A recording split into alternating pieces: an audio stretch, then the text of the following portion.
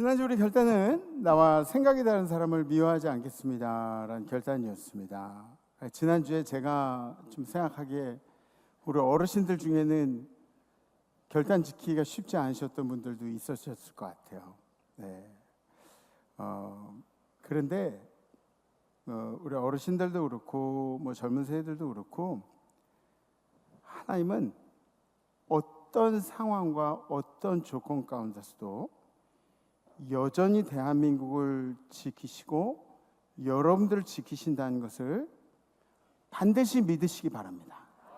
네, 반드시 믿으세요. 그러니까 여러분들의 삶이 어떤 모양으로 표현이 되든 간에 세상 사람들은 거기에 대해서 이러쿵저러쿵 얘기하겠지만 하나님은 여러분들과 함께 계셔서 여러분들의 삶을 평가하시는 분이 아니라 함께 살아내시는 분이 우리 주님이시라는 걸 믿으시고, 미워하지 않는 것이 우리 인생에서 얼마나 힘든 일인지 아세요?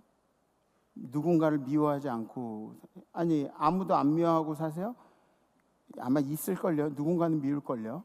그냥 꼴보기 싫은 것들이 있고 그냥 보기도 싫은 것들이 있어요. 그죠? 그런 미워하지 않는 게 우리 인생의 목표를 이렇게 잘 삼으시고, 저번 주가 안 되었다면 이번 주에라도 한번 여러분들 열심히 실천해 보시기를 부탁드리겠습니다. 그래서 우리가 만든 하나님 나라가 세상에 넓어지기를 간절히 소망합니다. 아멘. 우리 성경 말씀 함께 보시겠습니다. 오늘 선포하실 하나님의 말씀은 사도행전 18장 2절에서 3절 말씀입니다. 아굴라라 하는 본도에서 난 유대인 한 사람을 만나니 글라우디오가 모든 유대인을 명하여 로마에서 떠나라 한 고로 그가 그 안에 브리스길라와 함께 이달리아로부터 새로 온지라. 바울이 그들에게 가매 생업이 같으므로 함께 살며 일을 하니 그 생업은 천막을 만드는 것이더라. 아멘. 아멘. 이제 봄이 오고 있죠, 그죠? 네. 오늘도 날씨가 갑자기 추워졌지만 그래도 올봄은 오고 있습니다, 그죠? 봄이란 뜻은 구체적으로 희망을 얘기하고 있습니다. 그래서 다시 부활되고 재창조되고, 그리고 죽었던 것들이 다시 살아나고 새 생명이 불어넣어진 시기라는 것을 알 수 있습니다. 그리고 그렇게 힘들게 버텨낸 겨울 뒤에 새로운 생명이, 또 새로운 열매가 기다리고 있음을 우리 모두로 하여금 알게 하는 것이 바로 봄입니다. 빼앗긴들에도 봄은 오는가, 이 시 아시나요? 그죠? 빼앗긴들에도 봄은 오는가. 나는 온몸에 햇살을 받고 푸른 하늘, 푸른 들이 맞닿은 곳으로 가르마 같은 논길을 따라 꿈속을 가듯 걸어만 간다. 중간 생략하고, 그러나 지금은 들을 빼앗겨 봄조차 빼앗기겠네. 나라를 빼앗겨서 자유를 그리워하는 마음으로 1926년에 개벽이라는 그런 책에 실렸던 이상화님의 시라고 합니다. 봄이 오지 않을 것 같았지만 결국 봄이 와버리고 말았죠, 그죠? 우리의 의지로 온 것도 아니지만 하나님의 섭리 가운데 봄은 반드시 찾아오게 되어 있다는 것입니다.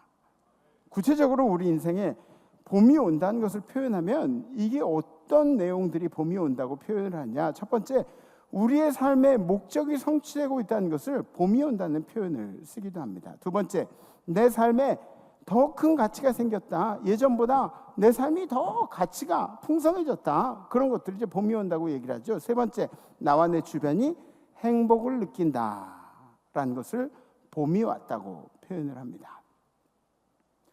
우리 크리스천들에게도 봄날이라는 것이 굉장히 중요합니다. 그래서 세상에는 거룩한 목사, 세속적인 목사가 이렇게 있는데 거룩한 목사, 세속적인 목사 이 중간을 딱 이렇게 잘라보면 저는 조금 더 세속적인 거에 가까이 있는 것 같아요. 고개 끄덕이지 말아요. 네.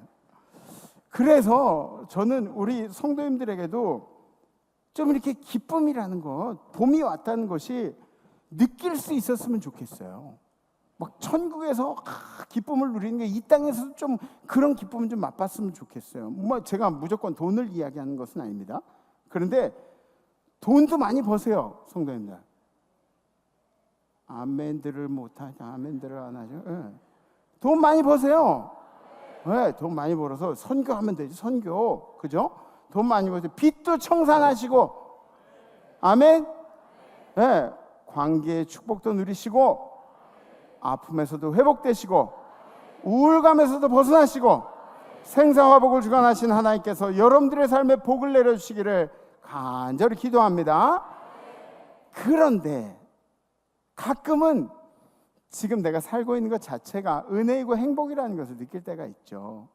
그게 언제이냐면 나에게 영원할 것 같았던 것들이 갑자기 사라져 버릴 때, 내가 막 당연하다고 생각했던 것들이 사라져 버릴 때, 내 건강을 갑자기 잃어버리고, 우리 성도님들 중에도 그런 분들 많아요.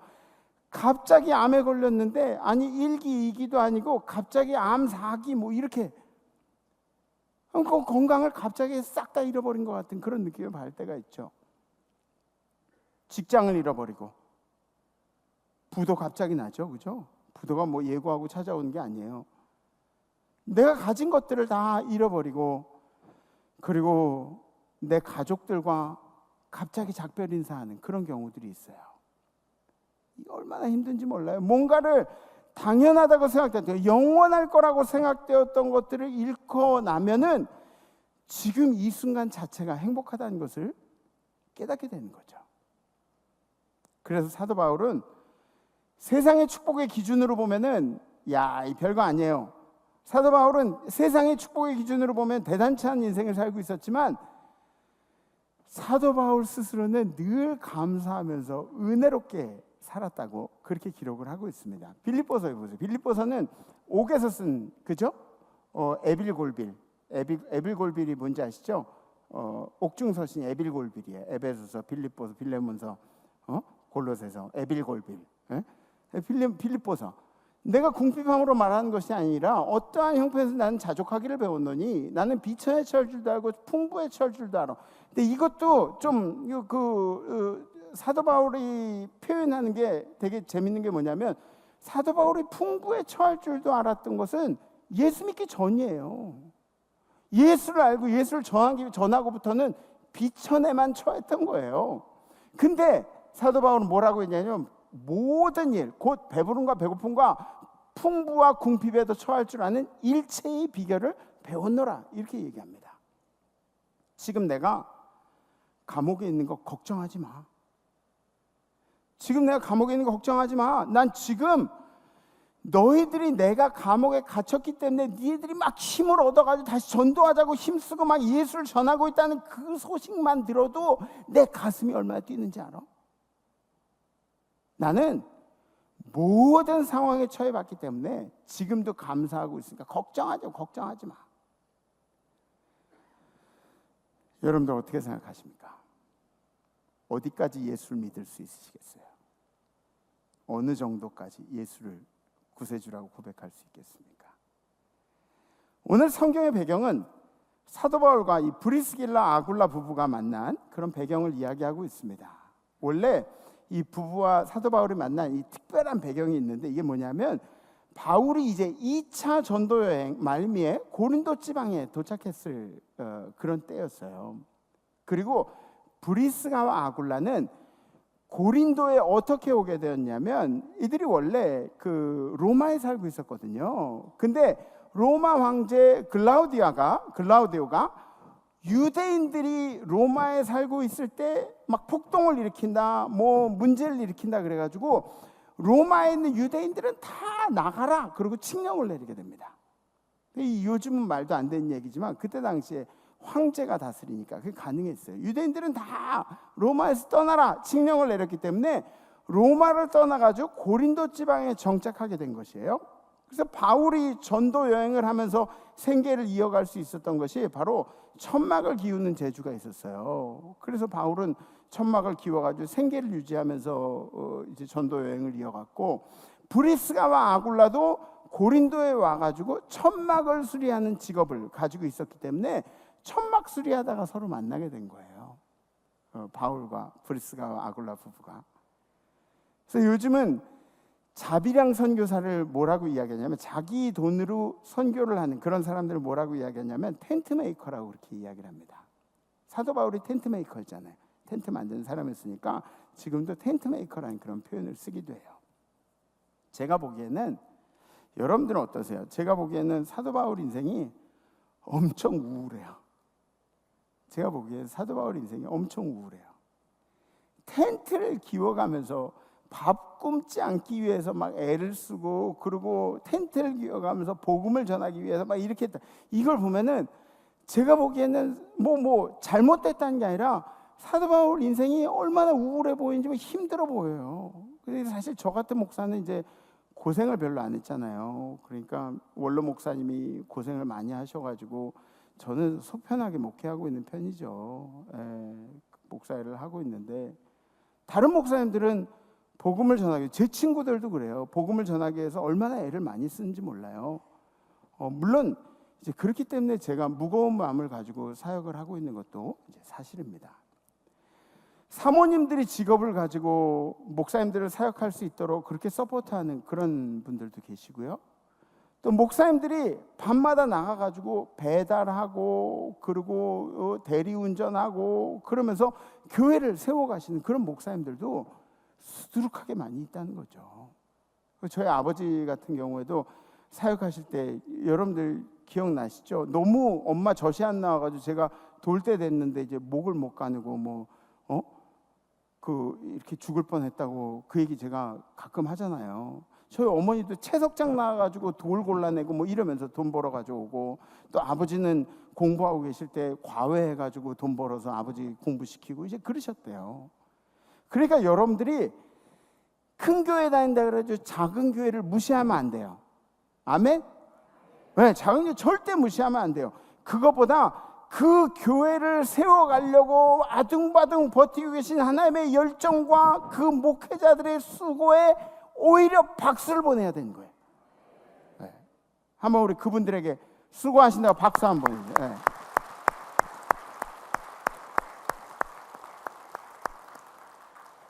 이제 바울이 자비량으로 사역하는 것만 해도 굉장히 안타까운 면이 그런 것만 안타까운 면이 아니에요. 바울은 모든 면에서 안타까웠어요. 모든 면에서. 예수를 전한다 그래야죠. 막 이 동네 저 동네로 막 쫓겨다니는 신세에서, 지금은 우리 어때요? 예수님 막 전하다가 다른 사람들이 와가지고 뭐라 그러면은, 그럼 막 우리도 막 뭐라 그러잖아요. 왜? 전도한 게 뭐 잘못됐어? 그럼 막 이러잖아요. 근데 그때 당시에는 예수를 전하기 때문에 사도 바울이 이 동네 저 동네 막 쫓겨다녔어요.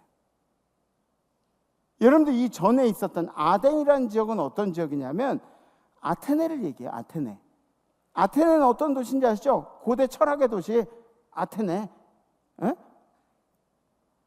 그 고대 철학의 도시에 가가지고 신학이 철학에 완전히 이게 무시를 당하는 거죠. 자기가 가지고 있는 지식, 하나님에 대한 지식, 예수 그리스도에 대한 지식이 완전히 무시를 당하는 그런 경험을 합니다. 아테네에서는 그런 일들을 겪고, 고린도와 가서는 어떻게 되냐면, 고린도는 상업이 발달하다 보니까, 상업이 발달하면 어떻게 되냐면 환락이 발달해요. 쾌락이 발달해요. 이 쾌락이 발달한 도시에 오다 보니까 복음이 전해지질 않는 거예요. 모두가 탐욕에 취해가지고 복음은 거들떠 보려고 그러지도 않는 거예요. 이 사람이 돈을 벌기 시작해, 돈이 많아지면 어떻게 되냐면 탐욕. 남자들은 그래서 조심해야 될 게, 여자들도 마찬가지지만 남자들은 돈이 생기면 자꾸 딴짓거리에 신경을 써요. 그치? 공감하죠? 응? 자꾸 다른 데다 신경을 쓰는 거야. 남자들은 그래서 조심해야 돼. 절대 조심해야 돼요. 고린도라는 지역이 뭐냐면 항구가 2개가 있어요. 항구가 2개가 있으니까 여기가 발전을 할 수밖에 없죠. 무역도시가 될 수밖에 없어요. 고린도 지도 한번 보여주세요. 고린도 여기 보면 코린스 그래가지고 까만 점 이렇게 있는데 여러분들이 보이시죠? 까만 점. 그 까만 점 좌우로 바다가 있죠. 가운데 내륙이 있고 이렇게 있어요. 그러면 이제 뱃사람들이 어떻게 하냐면 저기서 저 안쪽에서 이 큰 바다로 나가려고 그러면은 이렇게 돌아가면 시간도 오래 걸리고 그리고 위험하고 그러니까 저 고린도 지방으로 가요. 그럼 고린도에서 육지로 배를 옮기고 사람들은 뭐를 하냐? 놀러 가는 거예요. 배를 옮길 동안에 한 이틀 사흘 걸릴 거 아니야? 그럼 배를 그렇게 옮기고 있는 동안에 이 사람들은 뭐 하고 있냐면 스포츠 토토 하러 가고 도박하러 가고 이런 거예요. 그런데 쾌락과 활락, 술, 그리고 또 뭐가 있어? 여자가 있다고 고린도에. 그런 활락 문화들이 이제 고린도에 넘쳐났다는 거예요. 이쪽에서 오는 것뿐만 아니라 이쪽에서 가는 것도 마찬가지죠. 이쪽에서 저기 고린도 조금 지나가지고 있는 동네 가는데 이렇게 돌아가기 힘들잖아요. 그러니까 이쪽에서 이렇게 오면은 그런 육지로 내륙으로 배를 옮기고, 지금은 운하가 생겼지만 그때 당시에는 그렇게 배를 옮기고 그리고 자기는 가가지고 이 향락 문화에 취해가지고. 이게 고린도에서도 복음을 전할 만한 도시가 아니었다고요. 오로지 유일하게 복음에 관심을 갖는 사람들이 있는데 그게 누구냐면 유대인들이에요. 유대인들. 그럼 유대인들이 좋은 관심을 가지고 바울을 쳐다봤느냐? 아니죠. 복음에 대해서 회방을 하려고, 바울이 전하는 복음이 잘못된 거라고 회방을 하려고 유대인들은 그렇게 관심을 가졌어요. 그러면은 싸움도 한번 제대로 못 해보고 도망치듯이 다른 곳으로 막 도망을 갔습니다. 그리고 예수님 말씀하신 대로 옷을 털고 나온다든지 신발에 먼지를 털고 나오는지, 이게 나랑 이제 관련이 없다고 그런 표현으로 이제 하는 건데, 이거 우리나라 이제 비슷하게 그렇게 얘기를 하면 재수 없다 그러고 나오는 거예요. 재수 없어 그러고 이제 나오는 거예요. 바울이 어때요? 가족이 있었어요? 바울은 가족이 없었어요. 저는 그래도 여기저기 힘든 일들이 생기면은 집에 이렇게 가면 집사람이 저를 꼭 안아줘요. 꼭 안아줘요. 그리고 아빠 분위기가 좀 안 좋다 그러면은 저희 아들이 와가지고 저를 이렇게 꼭 안아줘요. 네. 아들이 저보다 크니까 저는 이렇게 앵기고, 저희 딸도 저만 하니까 안아주면 이렇게 앵기고. 저는 그래도 어떤 감정적인 서포터가 있잖아요. 네? 바울은 감정적인 서포터들이 없었어요. 이게 얼마나 힘든 일이에요. 여러분들도 저 힘들면은 얘기하세요. 장로님들처럼 이렇게 연세 드셨어도 그래도 좀 이게 감정적인 서포터가 필요하면 안아달라 그러세요. 네? 박남필 장로님 사위한테 안아달라 그러세요. 사위가 안아주고. 네? 아들 자식들한테 안아달라 그래봐요. 굉장히 또 좀 은혜가 넘친다. 네. 너무너무 좋아요. 감정적인 서포터들이 바울에게 없었다는 거죠. 그리고 바울은 외모적으로도 왜소했어요. 외모적으로도. 그러니까 외모적으로 지금 얘기하면 야 인격이 모질라다고 그렇게 얘기하지만, 외모에 대해서 지적하는 거는 인격적으로 굉장히 모질랑해. 지금 이 시대에는. 그래서 막 머리숱 없다고 그러고 얘기해봐. 싸워 조심해. 그런 거 얘기하는 거 아니에요. 그리고 우리 같은 사람들한테는 이호산이나 저 같은 사람들한테는 꿈동산이라 머리 크다고 해봐. 그럼 싸워. 우리는 막 머리 큰 거 알지만 막 기분 나빠요. 외모에 대해서 이제 그 사도 바울이 굉장히 왜소했죠. 키도 작았어요. 사도 바울이. 허리도 이렇게 굽어 있었어요. 눈병이 심해가지고 눈에 막 이렇게 덕지덕지 막 붙어가지고 그거 떼내느라고 와 이렇게 눈물 항상 나오고, 뭐가 붙어 있고 눈에, 아유 저 사람 왜 이렇게 지저분해? 막 이런. 그리고 간질이 있었대요. 간질. 지금으로 얘기하면 뇌전증이라 그러죠. 그래서 흥분하거나 지치거나 그러면은 몸이 막 마비가 돼요. 막 마비가 돼요. 그런 사람이 이렇게 구부리고 앉아가지고 천막을 기우고 있어요. 이 천막 기워가지고 이걸로 배고픈 거 허기 달려가면서 복음 전하겠다고 이 구부리고 앉아 이 천막을 기우고 있어요. 여러분들 이게 어떻게 느껴져요? 이 모습이 어떻게, 도대체 어느 것 하나 우울하지 않은 게 하나도 없어요. 하나도 없어요. 다 우울해. 제가 보기에는 이 상황 자체도 우울하고, 사도 바울이라는 사람도 우울하고, 가족 없는 것도 우울하고, 우울한 거 천지에 우울하지 않은 게 없어요. 그런데 정작 바울 당사자는 우울하지 않다 그래요. 만족한다 그래요. 왜 그런 거죠? 왜 그런 거죠? 바울은 확실히 믿고 있었어요. 봄이 오고 있다는 것을. 아멘? 역경 뒤에는 반드시 봄이 오게 되어 있다는 것이죠. 역경, 저 인터넷에서 봤더니 역경을 뒤집으면 경력이 된대요. 그죠? 그래서 역경도 경력이 되는 거야. 역경은 경력이 되는 거야. 힘든 시간들이 다 우리 인생의 경력이 되는 거예요. 사도 바울에게 봄은 어떤 것이었을까요? 사도 바울에게 봄과 같은 보상이 과연 어떤 것이었는가? 사도 바울 인생을 봄으로 만드는 그런 존재들이 있었는데, 그것이 첫 번째로 동역자들이었다. 함께한 이들. 함께한 이들. 바울에게는 3명의 아들이 있었습니다. 아니, 아까 결혼 안 했다며요. 결혼 안 했는데 바울이 3 아들이 있었어요. 마음으로 낳은 아들. 오네시모, 디도, 그리고 디모데. 이 3명의 아들이 있었대요. 그리고 아들은 아니지만 그 텐트를 함께 기워가면서 죽는 날에도 보고 싶었던 그런 사람들. 브리스가와 아굴라. 브리스가와 아굴라. 저는 우리 임마누엘 성도님과 저희 관계가 사도 바울과 이 브리스가와 아굴라, 막 죽는 날에도 막 디모데한테, 야, 브리스가와 아굴라한테 안부를 전하고 와라, 꼭 소식 좀 가지고 와라, 그렇게 얘기했던, 저는 우리 임마누엘 성도님과 제 관계가 사도 바울과 브리스가와 아굴라의 관계였으면 좋겠습니다.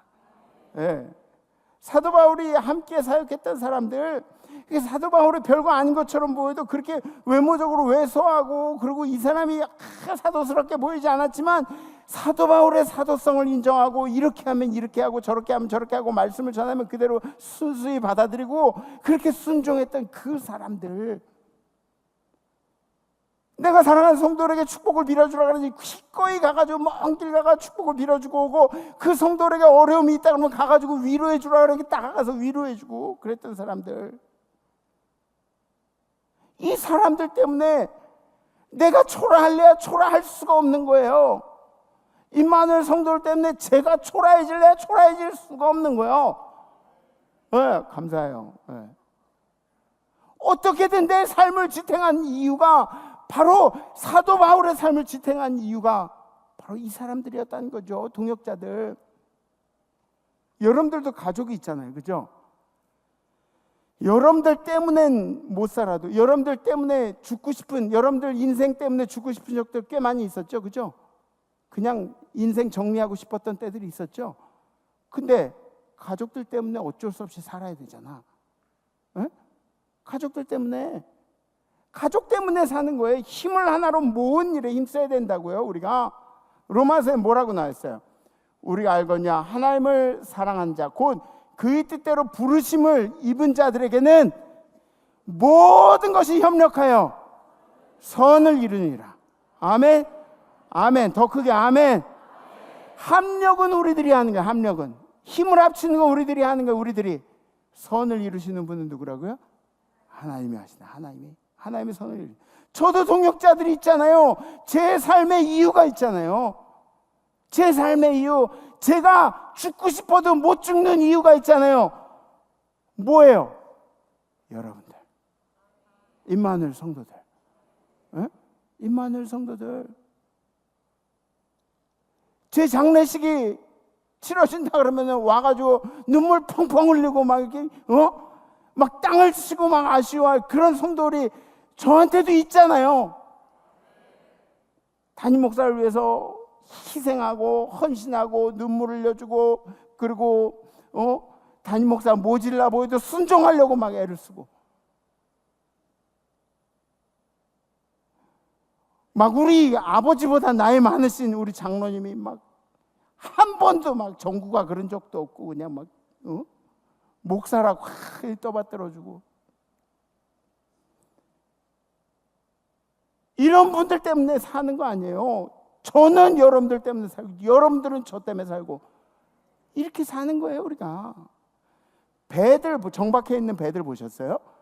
제가 사진 찍은 거예요. 제가 너무 예뻐서.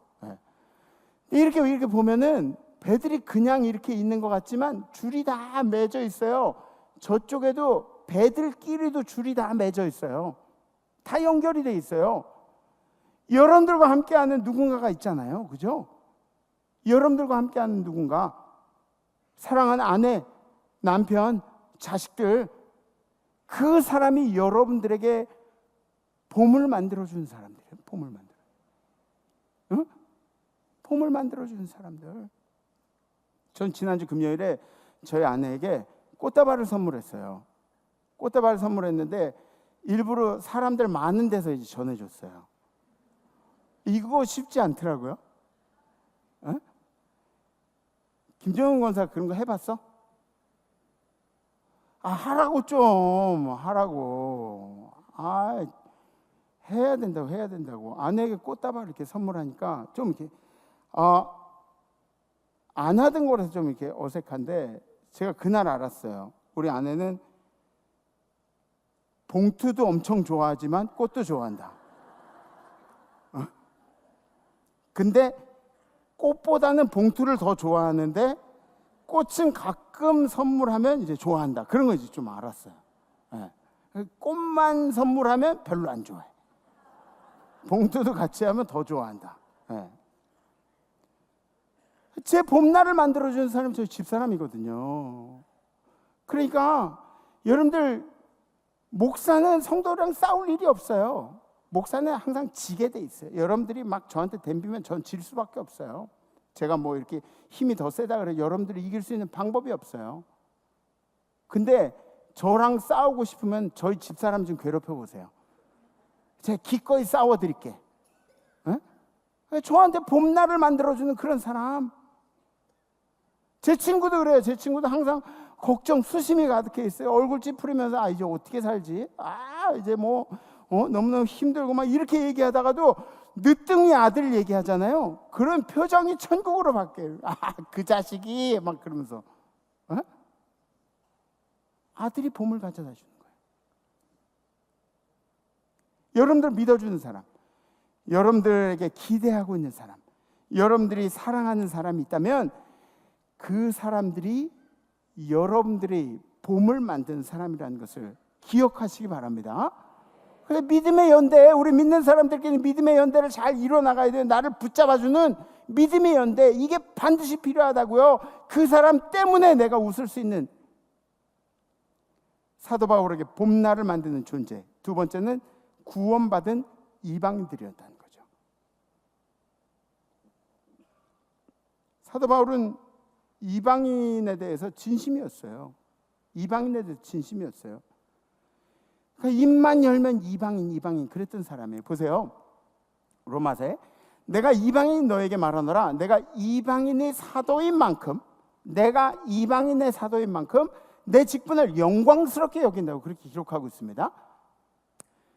갈라디아에서는 이렇게 나오죠. 베드로에게 역사하사 그를 할례자의 사도로 삼으시니까, 그러니까 베드로에게 역사하시니까 그를 할례자의 사도로 삼으시다. 할례자의 사도가 뭐예요? 유대인의 사도. 그죠?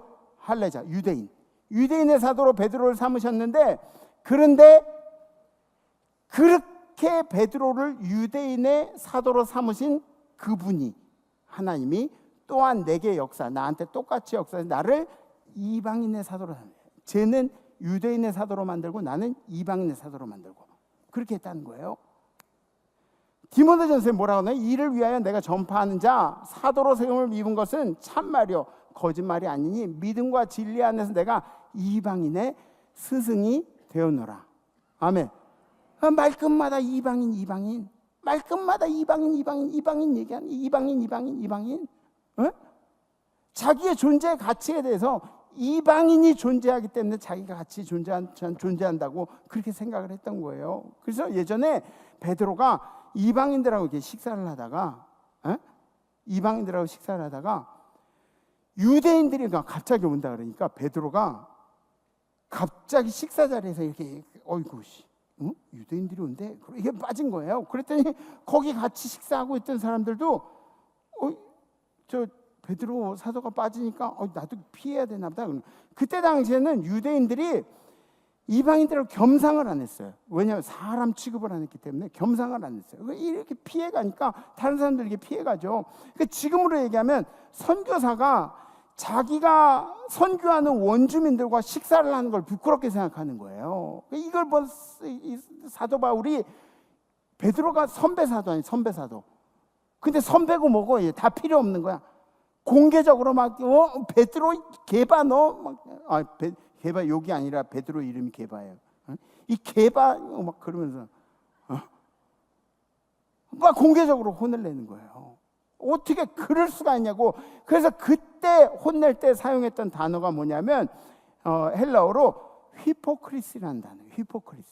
휘포크리스가 뭐냐면 배우들의 가면을 쓰고 연극을 할 때 그걸 휘포크리스라고 얘기를 한대요. 그러니까 진짜 본 얼굴은 따로 있고 여기다가 덮어 씌운 얼굴이 따로 있고 진심과 그리고 밖이 다르다고 그렇게 얘기를 하는 거죠. 여러분들 이 세상에 이중적인 것들이 굉장히 많아요. 이중적인 것들. 공산주의, 사회주의 이론을 펼친 사람이 누구죠? 막스 레닌, 그죠? 막스 레닌. 이 사람들은 노동을 해본 적이 없대요. 공산주의 이론을 펼쳤는데 이 모순이죠. 공산주의가 뭐야? 다 같이 일해가지고 똑같이 나눠갖고 그 공산주의 이론 아니에요. 근데 다 같이 일해가지고 똑같이 나눠갖다 보니까 쟤는 조금 더 일했는데 나는 조금 덜 일했는데도 똑같이 와. 그러면 일 많이 하겠어, 적게 하겠어요? 적게 하죠. 적게 하면 어떻게 돼요? 감시체제가 발동을 하니 감시체제. 일 적게 한 놈들은 막 감시를 하는 거야. 너 왜 그만큼밖에 안 해? 막 이러고. 그렇게 되니까 감시하다 보니까 어떻게 되냐? 권력이 한 군데로 모이죠. 독재가 되는 거예요. 독재가. 그래서 공산주의, 사회주의 이런 이름들은 굉장히 멀쩡하고 아름답고 유토피아적인 그런 사상이지만 결국은 이게 독재로 갈 수밖에 없다. 이런 거예요. 근데 레닌, 막스 이런 사람들 그런 어마어마한 이론들을 얘기했는데 이 사람들이 노동의 가치에 대해서 그렇게 중요하게 생각하고 자신들은 노동한 적이 없어요. 네. 쿠바의 공산주의 노동자 혁명을 이끌었던 체케바라, 피델 카스트로 이런 사람들, 혁명가라고 불렸던 이런 사람들의 특징은 롤렉스 시계를 차고 있었대요. 롤렉스 시계. 굉장히 이중적이죠. 롤렉스만 찼대요. 이중적이죠. 김정은도 롤렉스 찬대요. 김정은은 사실 제 사촌 동생 이름이 김정은이야. 그래서 좀 친근한 것 같아요. 좀 뚱땡이고 그러니까. 김정은. 지금 베드로가 이런 이중적인 짓을 한 거예요. 지금 베드로가 이중적인 짓을 하는 거예요. 바울이 보기에는 꼴배기가 싫은 거야. 아주 보고 싶지가 않아. 아주 꼴배기 싫어. 근데 꼴배기 싫은 것뿐만 아니라 얘가 이 꼴배기 싫은 짓을 한 게 내 삶의 가치를 완전히 무시한 행동들이야. 나는 이방인 여기 목숨 걸고 있는데 이방인에 대해서 무시를 한 이 행동들이. 예전에 저희 그 선교지에 장로님들 모시고 여행을 갔던 적이 있어요. 우리 장로님들 말고, 우리 장로님들 늘 교육이 되어 계시니까 우리 장로님들 말고 외부 장로님, 다른 교회 장로님들을 모시고 갔는데, 아프리카에 갔는데 우리 마사이 성도를 만나서 막 인사를 하고, 그리고 악수를 하고 나서 물티슈를 꺼내가지고 막 손을 닦는 거예요. 제가 보기에 얼마나 꼴배기 싫겠어요. 그죠? 그렇지 않아요? 그렇지 않아요? 엄청 꼴배기 싫지. 그래서 물티슈를 다 훔쳐다가 갖다 버렸어요. 아예 손도 못 닦게. 나중에 막 물티슈 찾는데 없어. 물티슈 어디 갔지? 막 내가 다 갖다 버렸지. 그러고. 사도 바울에게는 이 이방인들이 얼마나 중요했는지, 이방인들이 구원받는 모습을 보면서 그것이 사도 바울에게 봄날을 가져왔다는 거예요. 봄날을. 사도 바울의 고민은 이거였어요. 어떻게 하면 더 많은 이방인들이 예수를 알게 할 것인가. 나로 인해서 유대인이 예수 믿게 된 것도 좋은 일이지만 내가 이방인의 사도로 주님께 선택을 받았기 때문에 이방인들이 구원받는 것이 내 삶의 방향이고 내 삶의 전부라고 그렇게 얘기를 했던 거죠. 사도 바울에게 봄날 만든 존재들, 세 번째는 하늘의 상급이었습니다. 따라해보세요. 하늘의 상급.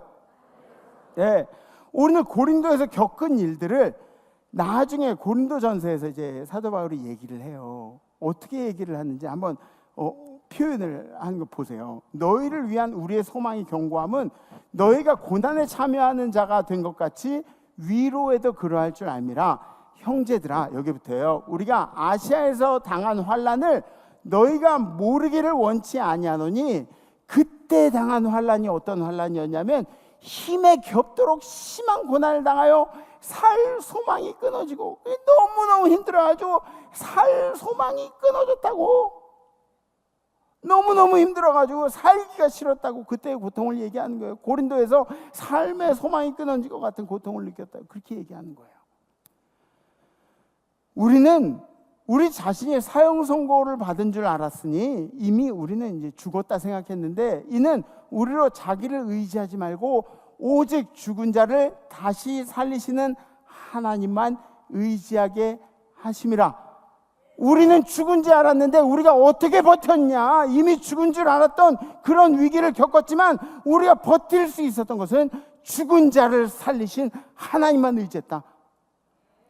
사랑하는 성도 여러분, 여러분들의 위기 가운데, 절망 가운데 여러분들이 살아날 수 있는 그런 방법이 뭔지 아시죠? 하나님만 의지하는 거예요. 하나님만.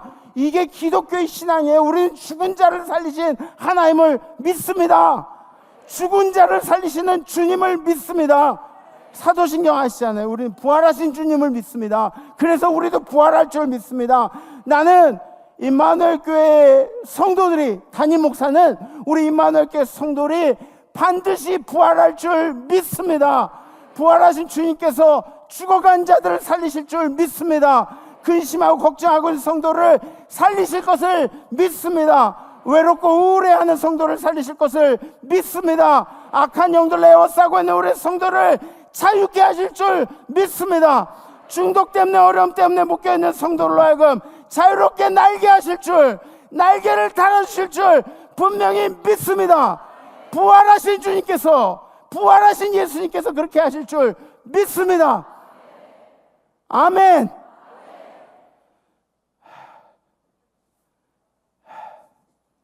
소리를 질렀더니 숨이 차가 조금 보세요. 그가 이같이 큰 사망에서 우리를 건지셨고 내가 그렇게 고통당할 때 주님께서 건져주셨기 때문에 또 건지실 거예요.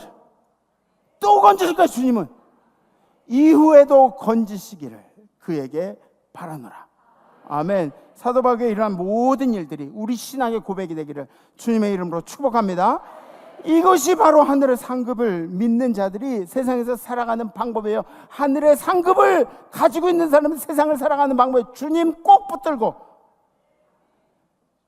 주님이 우리를 구원하셨고 우리의 삶을 포기하지 않는다고 그렇게 믿으시면 이미 여러분들은 봄이 시작된 거예요. 봄이 시작된 거예요. 예. 하늘의 상급은 주거해 주는 거 아니에요? 그렇게 얘기하시는 분들도 있을지 몰라요. 맞아요. 하늘의 상급은 이제 주거해 주는 것, 그것도 있지요. 하늘의 상급이. 근데 예수님이 하신 말씀이 이래요. 바리새인들이 하나님 나라가 어느 때 임하니까 묻건을 예수께서 대답하여 이르시되 하나님 나라는 볼 수 있게 임하는 것이 아니요 또 여기 있다 저기 있다고도 못하리니 다 같이 하나님의 나라는 너희 안에 있느니라. 아멘. 아멘. 하나님 나라는, 하나님의 보상은 이미 우리 안에 존재한다는 거예요. 어떻게? 예수가 우리 안에 있기 때문에 이미 봄날이 시작된 거라고요. 하나님 나라의 의미가 예수가 당신 안에 계시기 때문에 하나님 나라가 이미 당신 안에 펼쳐진다는 것이. 오늘 말씀으로 혹시나 겨울에 움츠려 있던 우리 임마누엘 성도님들의 마음이 힘을 얻으셨으면 좋겠습니다. 네. 야, 희한하네. 눈 감고 있다가 아멘 할 때만 딱 아멘 하네. 남들이 아멘 하니까 그때 딱 아멘 하는 건가? 오늘 말씀을 통해서 여러분들의 인생에 봄날이 찾아온다는 것을 반드시 믿으세요. 이제 주님이 여러분들 가운데 임하셨기 때문에 여러분들의 인생이 봄날이 시작될 거예요. 내 인생에 그냥 봄날도 아니고 희년의 봄날, 희년의 봄날 기대하세요. 이번 주도 여러분들 역경을 잘 극복하시고 절망 다 극복하시고 그리고 승리하신 여러분들의 삶 가운데 봄이 느껴지시는, 예수가 느껴지시는 한 주가 되기를 주님의 이름으로 축복합니다. 결단하시겠습니다. 배드민턴 선수 중에 안세영 선수 아시죠? 안세영 대박이죠? 지금 4개 되게 싹쓸이 했어요. 이기면 이거 하잖아요. 얼마나 자신감이 있는지. 그 인터뷰할 때 그 인터뷰한 사람이 당신이 여왕입니까? 그러니까 네, 제가 여왕입니다. 딱 그러면서 인터뷰하는 거 너무 예쁘고. 네. 우리나라에서는 뭐 인기가 별로 없는 것 같지만 동남아 가면 우리나라 대통령보다 훨씬 인기 있어요. 네. 제가 안세영 선수 잘 아니까 우리 배드민턴 동호회에도 제가 언제 초청할게요. 근데 안세영 선수는 저를 몰라요. 근데 언젠가 이제 초청한다고. 네. 제가 잘 아니까 걱정하지 마시고 제가 잘 아니까. 이번에 안세영 선수가 우승하고 한 말이 있어요. 뭐냐면 반복에 지치지 말아야 한다. 반복에 지치지 말아야 한다. 이것도 안세영 선수 누구한테 들었대요. 반복에 지치지 말아야 한다. 근데 이 듣다가 이게 크리스찬의 얘기예요. 크리스찬의 얘기예요. 하늘의 면류관을 쓰고 있는 사람들의 얘기예요. 배드민턴 여왕이 한 얘기가 아니라 하늘의 면류관을 쓰고 있는 크리스찬들에게 한 얘기예요. 반복되는 유혹과 시련과 연단과 이런 것들 여기에 지치지 말고, 반복되는 절망과 역경에 지치지 말고 끝까지 감당해야 된다. 사도 바울처럼. 여러분들 모든 일에는, 행복한 일에는, 모든 일에는 장애물들이 있습니다. 행복하고자 하면 장애물들이 있어요. 반드시 있어요. 이 장애물들을 뛰어넘지 못하면은 그럼 여러분들의 봄도 물 건너간 거예요.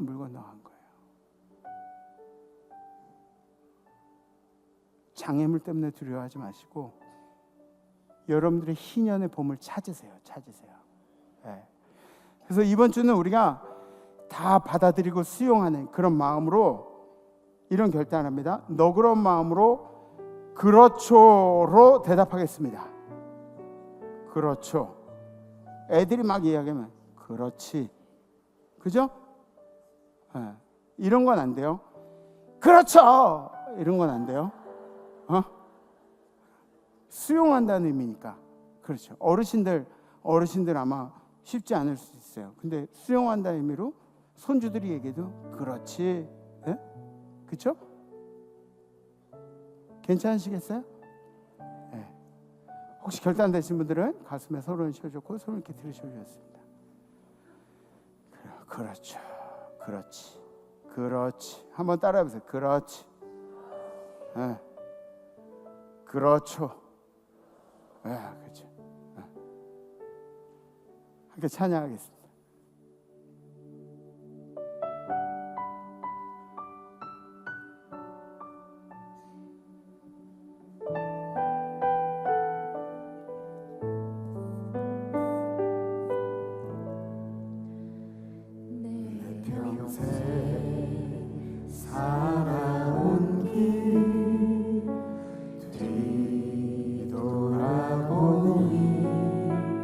짧은 내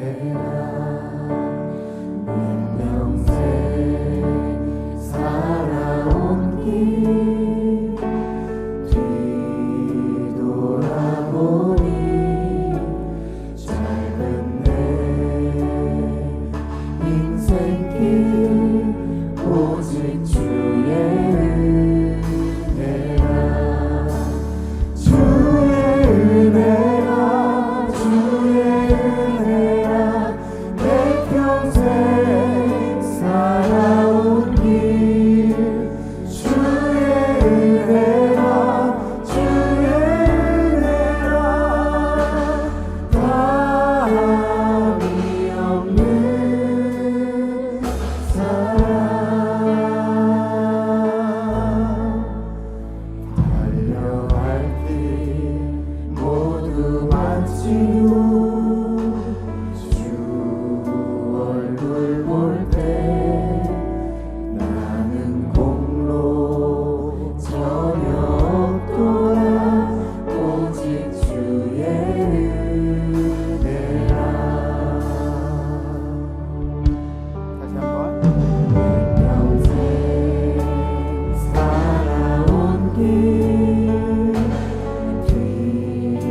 뒤돌아보니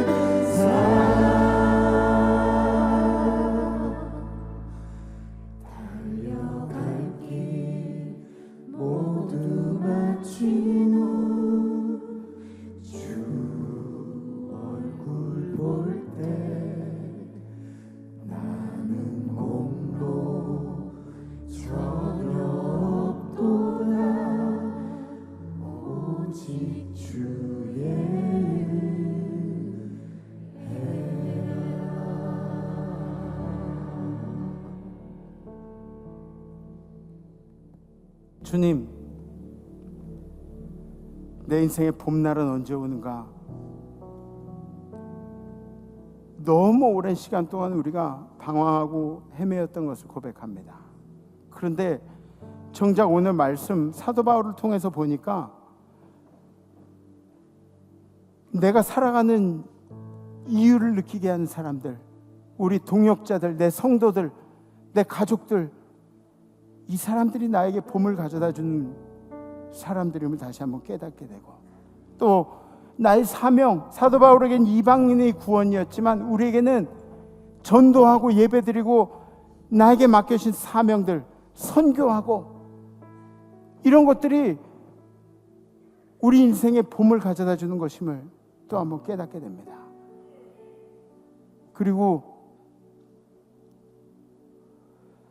주님이 내 안에 계셔서 이미 나는 하늘의 상급을 받은 사람으로 살아가기 때문에 이미 나에게 봄이 임한 줄 믿습니다. 주님, 아무것도 생각 못하고 그저 우리 인생에 눈으로 보이는 것들만 집중했던 우리들을 용서하시고 이 희년의 해 우리 임마누엘 성도들에게 봄을 허락하여 주시옵소서. 이 희년의 해 우리 임마누엘 성도들에게 간증을 입술에 담아 주시옵소서. 이번 한 주도 역경 속에서 살아가는 사람들도 있을 텐데, 고난 중에 살아가는 사람들도 있을 텐데, 주님께서 그들에게 함께 하셔서 희년의 해라는 걸 잊지 말게 하여 주시옵시고 이 희년의 봄을 그들에게 허락하여 주시옵소서.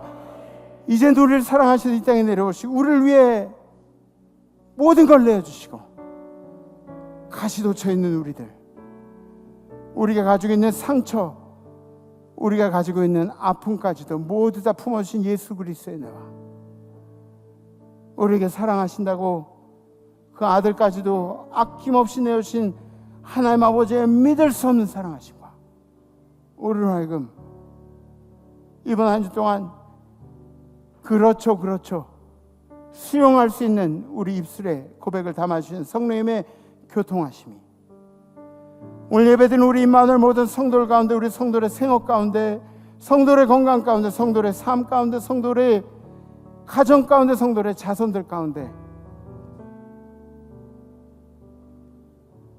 해외 선교제 우리 선교사님들의 건강과 선교사님들의 가정 가운데, 선교제에 있는 모든 백성들 가운데, 해외 나가는 성도들, 유학 중인 우리 자녀들, 군에 가 있는 우리 아들 딸들 가운데, 그리고 지금도 겨울같이 추운 시절들을 맞이하면서 고군분투하고 있는 우리 임마누엘의 봄을 기다리는 모든 성도들 가운데, 지금도 이 예배를 그리워하는 임마누엘의 환우들 가운데, 그리고 찬양한 천사들 가운데 이제로부터 영원토록 함께 하시기를 간절히 축원하옵나이다.